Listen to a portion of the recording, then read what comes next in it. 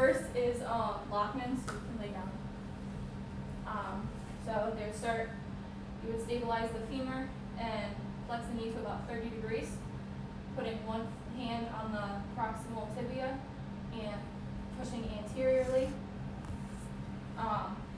It would be positive if there is a forward shift of the tibia with no endpoint, and that would indicate an ACL tear. You can flip onto your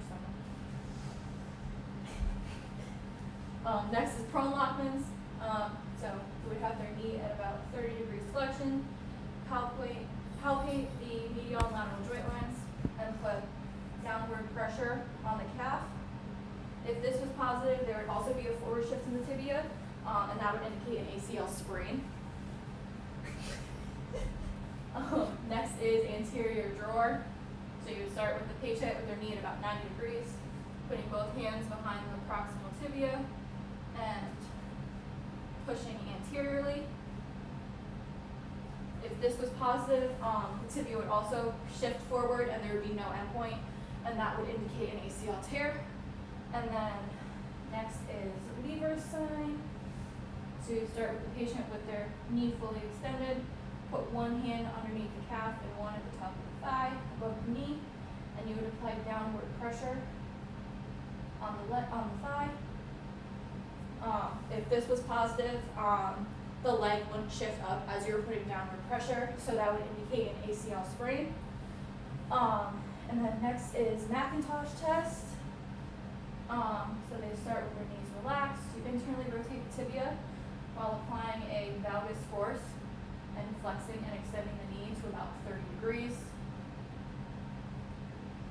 If this was positive, there would be like a popping type of sensation between 20 and 40 degrees, which would indicate a ACL sprain as well as anterolateral rotary instability.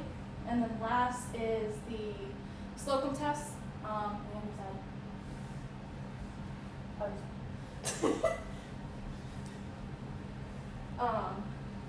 Bend this knee.